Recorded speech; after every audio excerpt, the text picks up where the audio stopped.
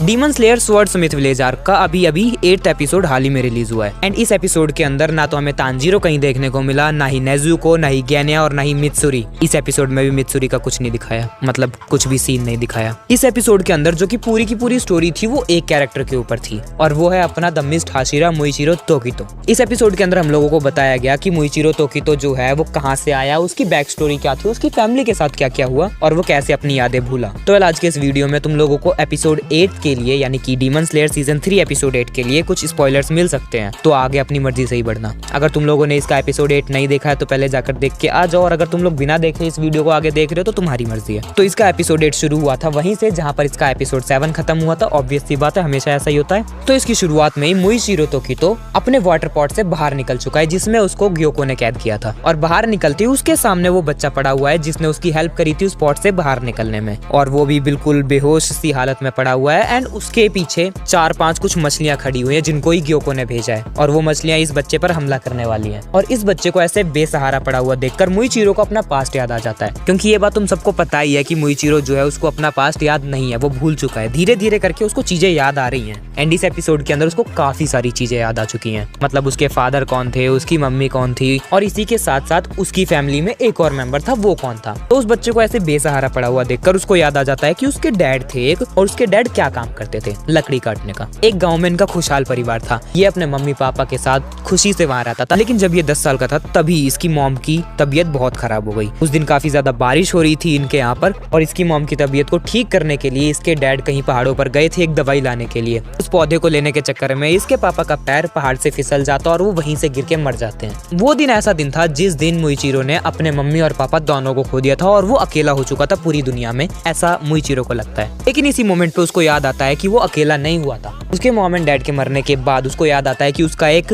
भाई भी था जिसको वो अपना बड़ा भाई मानता था, क्योंकि उसका बड़ा भाई यानी कि युइचिरो तोकितो वो दुनियादारी के हिसाब से उससे काफी अच्छा खासा था। उसकी जवान काफी ज्यादा कैंची जैसी थी, तुम लोग समझ रहे हो ना। दोनों तोकितो ब्रदर्स के मॉम एंड डैड के मरने के बाद ये दोनों एक साथ रहने लग जाते हैं, और क्योंकि मुइचिरो शरीफ था और युइचिरो थोड़ा सा हरामी टाइप का था, तो युइचिरो जो है वो मुइचिरो से ज्यादा बातचीत नहीं किया करता था। लेकिन एक दिन इनके घर में मास्टर की वाइफ आती है जो कि इनको आके कहती है कि बेटा सुनो, तुम दोनों के अंदर ना खून है, वो भी स्वॉर्डस्मिथ का, तो इसलिए मैं कह रही हूँ कि तलवारबाज बन जाओ, अच्छा रहेगा तुम्हारे लिए।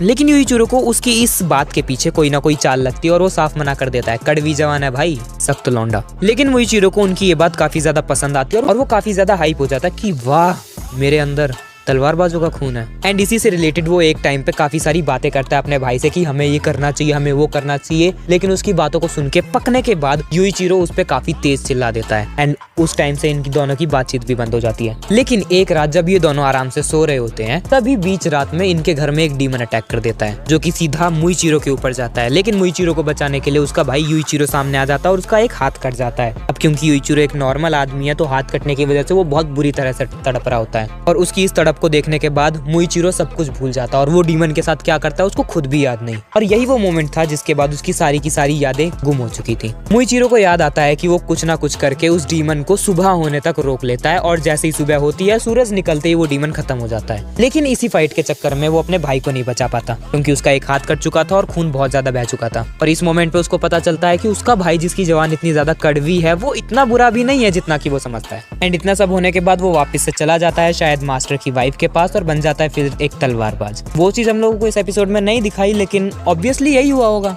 इसके बाद कहानी शिफ्ट होती है अपनी प्रेजेंट की टाइमलाइन में, जहाँ पर वो बच्चा बेसहारा पड़ा हुआ है और उसके पीछे मुइचिरो है, और मुइचिरो के बिल्कुल सामने वो काफी सारी मछलियां जिनसे अब मुइचिरो को लड़ना है। वो कहीं ना कहीं से हिम्मत जुटाता है और उन सारी मछलियों को मार देता है। इस पूरे के पूरे एपिसोड में जो एक चीज मैं मिस कर रहा था वो मेन कैरेक्टर तो थे ही, उनके अलावा जिस चीज को मैं मिस कर रहा था वो था एक्शन, जो कि इस एपिसोड के लास्ट में जाके मुझे थोड़ा सा देखने को मिला, लेकिन उतना मुझे सेटिस्फाई करने के लिए काफी नहीं था। मतलब सेटिस्फाई तुम हरामी हो, गलत मत सोचो। इस एपिसोड के अंदर जो कि एक ओवरऑल मैं मेन कमी कहूंगा वो यही थी कि जो एक्शन मैं एक्सपेक्ट कर रहा था उतना ज्यादा एक्शन मुझे देखने को नहीं मिला। लेकिन फिर भी वो चलेगा क्योंकि मुइचिरो की बैक स्टोरी हम लोगों को दिखा दी गई और वो काफी ज्यादा सही स्टोरी थी मेरे हिसाब से। एंड उसको जिस तरह से एनिमेट किया गया था वो भी काफी ज्यादा सही लगा था मुझे। ओवरऑल इसका एपिसोड 8 मुझे अच्छा खासा ठीक लगा, बस एक एक्शन की कमी थी और मेन कैरेक्टर्स के अपीयरेंस की। कम से कम 5 सेकंड की एक क्लिप तो दिखा देते, एक भी क्लिप नहीं दिखाई। जो लास्ट में उनका जो सीक्रेट चलता है उसके अलावा, उसकी तो बात ही नहीं कर रहे हम, मेन जो अपना एपिसोड है उसकी बात कर रहे हैं। 5 सेकंड की एक क्लिप दिखा देते ना मुझे मित्सुरी की,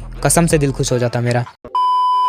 वेल अभी फिर भी हम लोग यही उम्मीद करते हैं कि अगले एपिसोड में दिखाई जाएगी अपने को मित्सुरी। तो बस यार आज के वीडियो के लिए बस इतना ही। तुम लोगों ने अगर इसका एपिसोड 8 देख लिया है तो तुम लोगों को कैसा लगा मुझे कमेंट सेक्शन में जरूर बताना। बाकी अगर ये वीडियो पसंद आई है तो इसे एक लाइक दो, शेयर दो, कमेंट्स में और हाँ चैनल को भी सब्सक्राइब कर लेना। बाकी मैं तुमसे मिलूंगा किसी और वीडियो में, तब तक के लिए तुम्हारी जैसी इच्छा हो वैसा कर लो।